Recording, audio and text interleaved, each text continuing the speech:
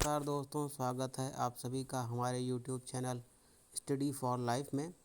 दोस्तों, हम आपके लिए लाए हैं UP, TGT, PGT, UP TET, super TET में पूछे जाने वाले हिंदी के प्रश्नों का एक बढ़िया सा प्रैक्टिस सेट। और आप सभी लोग जो है इसको सॉल्व करें और इसका लाभ लें। ठीक है दोस्तों, देर न करते हुए आगे चलते हैं। हमारा पहला प्रश्न है, किसी देश के बहुसंख्यक लोगों की भाषा क्या कहलाती है? तो दोस्तों, पहला ऑप्शन है लोक भाषा, दूसरा ऑप्शन है जन भाषा, तीसरा ऑप्शन है राष्ट्रभाषा और चौथा ऑप्शन है मातृभाषा। तो किसी देश के बहुसंख्यक लोगों की भाषा राष्ट्रभाषा कहलाती है। ऑप्शन सी एकदम सही है, राष्ट्रभाषा। ठीक है दोस्तों, अब आगे चलते हैं। अगला प्रश्न है, प्रसन्न राघव के रचयिता कौन है? जी हाँ, प्रसन्न राघव एक रचना है जिसके रचयिता कौन है? पहला ऑप्शन है विद्यापति, दूसरा ऑप्शन है जयदेव, तीसरा ऑप्शन है पाणिनि और चौथा ऑप्शन है स्वयंभू। तो इन ऑप्शंस में प्रसन्न राघव के रचयिता ऑप्शन बी सही है, जयदेव हैं। ठीक है दोस्तों, अगला प्रश्न है, आचार्य शुक्ल के अनुसार रीतिकाल का प्रवर्तक कौन था? पहला ऑप्शन केशवदास, दूसरा चिंतामणि, चौथा भूषण कवि। तो इन चारों ऑप्शनों में से सोचिए कौन सा ऑप्शन सही है। आचार्य शुक्ल के अनुसार रीतकाल का प्रवर्तक चिंतामणि थे। ऑप्शन बी एकदम सही है। अब अगला प्रश्न, चौथा, राहुल सांस्कृत्यायन के अनुसार हिंदी का पहला कवि कौन था? राहुल सांस्कृत्यायन के अनुसार हिंदी का पहला कवि कौन था? Option A Swayambhu, option B Sabarpa, option C Sarahapa और ऑप्शन डी विद्यापति। तो राहुल सांस्कृत्यायन जी के अनुसार हिंदी का पहला कवि सरहपा थे। ऑप्शन सी इसमें सही है, सरहपा। ठीक है, अगला प्रश्न है, भक्तमाल के अनुसार रामानंद के कितने शिष्य थे? 15 थे, 17, 10 या 12? तो चारों ऑप्शंस में से ऑप्शन डी 12 शिष्य। भक्तमाल के अनुसार रामानंद के 12 शिष्य थे। अगला प्रश्न दोस्तों, नैनीताल के पास की बोली कौन सी है? कुमाऊनी, कन्नौजी, बघेली या फिर भोजपुरी? तो देखिए दोस्तों, नैनीताल का आसपास का क्षेत्र जो है वो पहाड़ी क्षेत्र है। और अगर हम कन्नौजी की बात करते हैं तो ये यूपी वेस्ट की बोली है, पश्चिमी उत्तर प्रदेश की। बघेली जो है मध्य प्रदेश में के आसपास बोली जाती है। भोजपुरी बिहार की भाषा है। तो ऑप्शन ए कुमाऊनी ये बच रहा है, यही सही आंसर है, ऑप्शन ए। ठीक है, अगला प्रश्न, महावीर प्रसाद द्विवेदी जी ने सरस्वती पत्रिका का संपादन कब से प्रारंभ किया? बहुत ही इंपॉर्टेंट क्वेश्चन, अक्सर ये परीक्षाओं में पूछा गया है।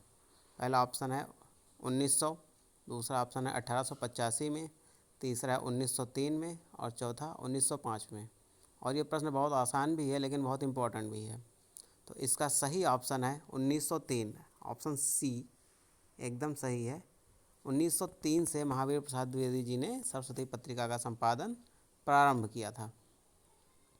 अगला प्रश्न है, पहाड़ी भाषा का विकास किस अपभ्रंश से हुआ है? Option A Khas Apabhramsha, option B Magadhi, option C Brachad, option D Paishachi. तो इन चारों ऑप्शंस में से कौन सा सही है? ऑप्शन ए खस अपभ्रंश, पहाड़ी भाषा का विकास खस अपभ्रंश से हुआ है। अगला प्रश्न है, भारतीय संविधान में हिंदी को किस वर्ष मान्यता दी गई? 1947 में, 48 में, 1949 में, 1950 में? तो दोस्तों, जैसा कि आप सभी को पता है कि हम लोग 14 सितंबर को हर साल हिंदी दिवस मनाते हैं। तो भारतीय संविधान ने 14 सितंबर 1949 को हिंदी को मान्यता दी थी। ऑप्शन सी 1949 एकदम सही है।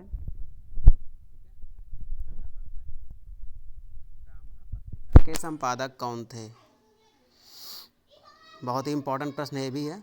आचार्य हजारी प्रसाद द्विवेदी, ऑप्शन बी है प्रताप नारायण मिश्र, ऑप्शन सी है भारतेंदु हरिश्चंद्र और ऑप्शन डी है गणेश शंकर विद्यार्थी।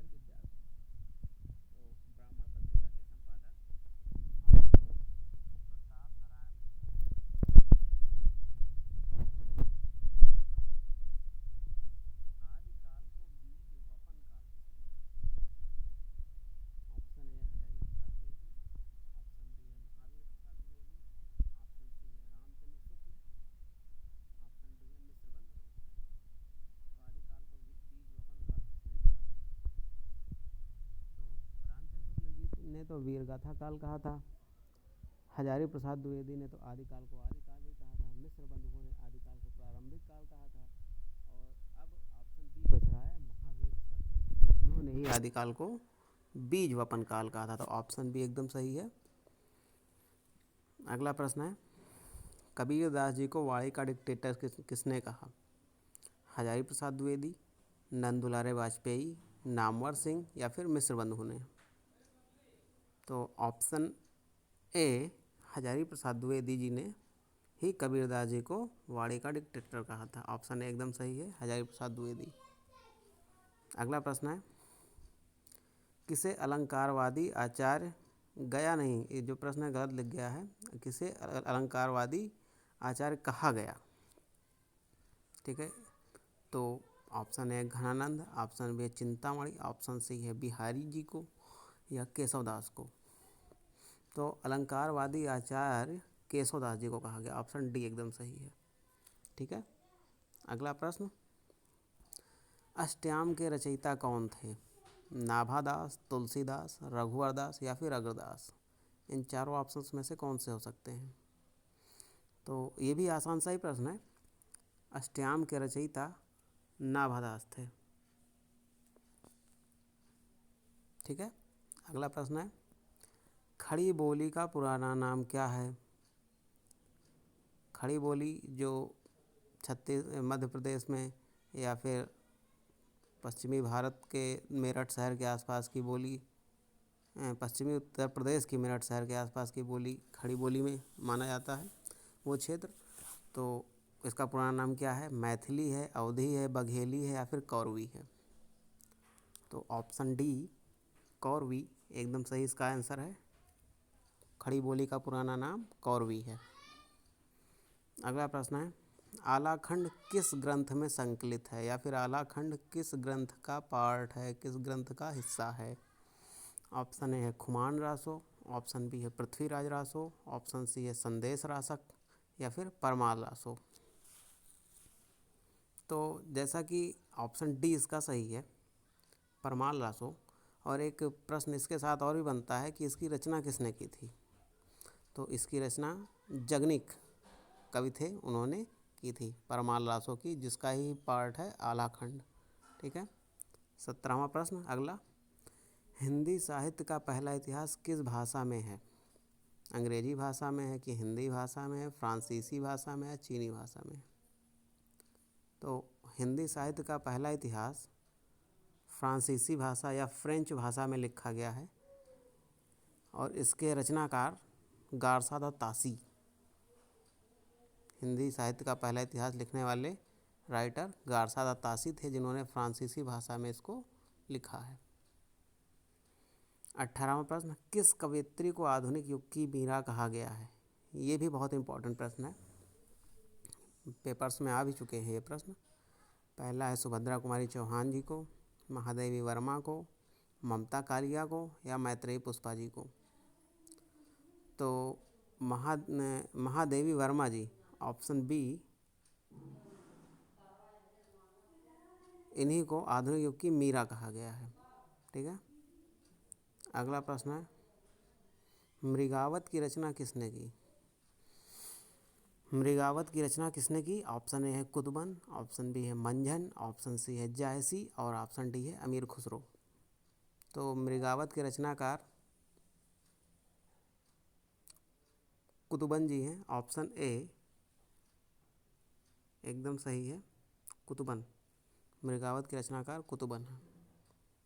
और आज का आखिरी प्रश्न, और बहुत ही आसान सा प्रश्न, कपड़ा का पर्यायवाची छांटिए। दिए गए ऑप्शंस में से कपड़ा का पर्यायवाची कौन सा है? प्रवीण, चीर, छार या हुतासन।